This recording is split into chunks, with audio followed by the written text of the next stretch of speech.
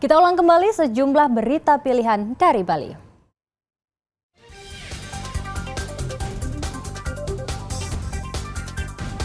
Toko grosir di Kecamatan Tampak Siring, Kabupaten Gianyar terbakar.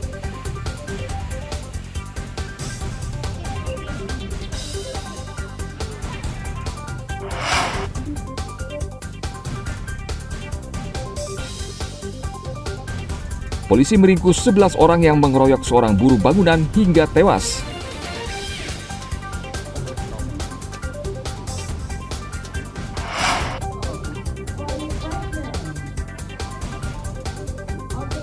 Ratusan peserta ikut lomba lari Jatiluwih, Tabanan.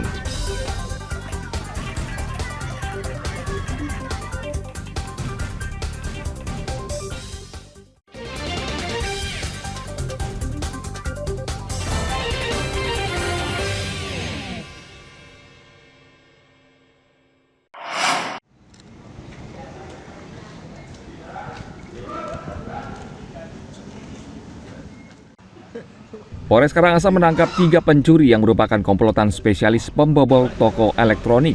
Ketiga pelaku ditangkap di Yogyakarta dan saat ini tengah menjalani pemeriksaan di Polres Karangasem. Selain ketiga tersangka, polisi juga menangkap seorang penadah yang membeli barang curian dari komplotan ini. Ketiga pelaku tersebut menggasak toko elektronik di Kota Amlapura pada Senin 30 September lalu. Mereka menggondol ribuan meter kabel roll, baterai A3, besi arde 40 batang, dan korek roda 50 buah, dengan total kerugian mencapai 200 juta rupiah lebih. Sebelumnya komplotan ini beraksi di sejumlah toko elektronik di kawasan Denpasar dengan modus membobol pintu toko dengan mesin las. Pelaku ini melakukan tindak pidana pencurian dengan pemberatan. Ya, pemberatan di sini dia menggunakan alat ya berupa alat las.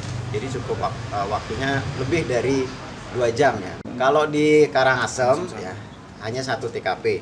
Namun di Denpasar ada sementara informasi yang kami dapatkan ada 4 TKP. Tapi ini juga masih terus dikembangkan.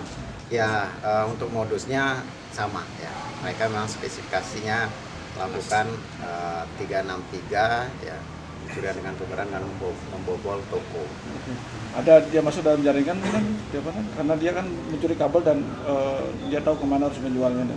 Ya ini memang satu rangkaian ini. Kalau bilang jaringan dia ada penadanya, ada pemetiknya. Tapi untuk jaringan-jaringan yang lain ini masih kita kembangkan. Seluruh barang curian tersebut mereka jual ke seorang penadah di Denpasar seharga 44 juta rupiah.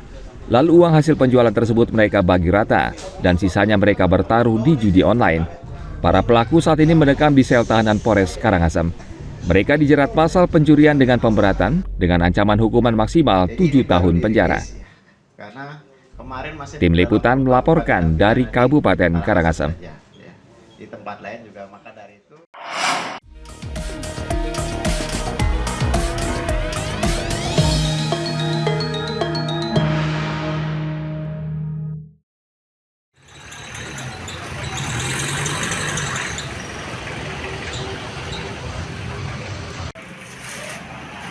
Komisi Pemilihan Umum Tabanan hari Minggu lalu kedatangan ratusan kotak berisi surat suara untuk pemilihan gubernur dan wakil gubernur Bali, serta pemilihan bupati dan wakil bupati Tabanan.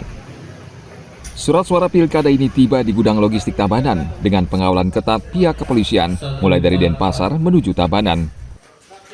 Surat suara yang tiba Minggu sore ini berjumlah sekitar 193 kotak, baik untuk pemilihan gubernur Bali dan pemilihan bupati Tabanan serta wakilnya.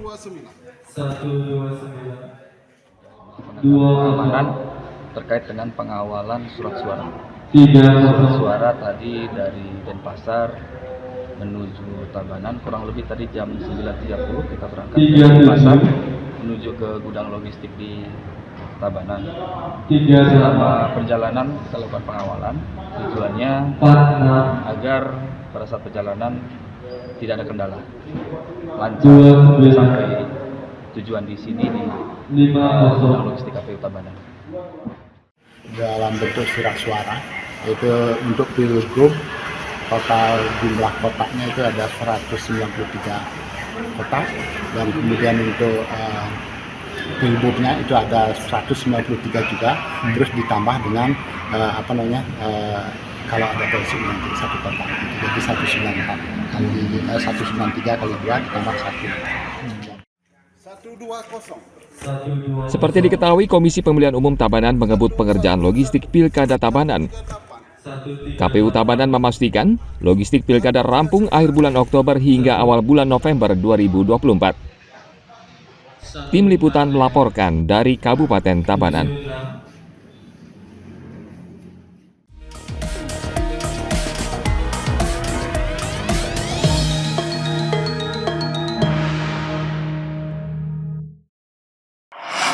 Pertama itu sudah menipis, jadi kita lihat siapa lagi nih kira-kira.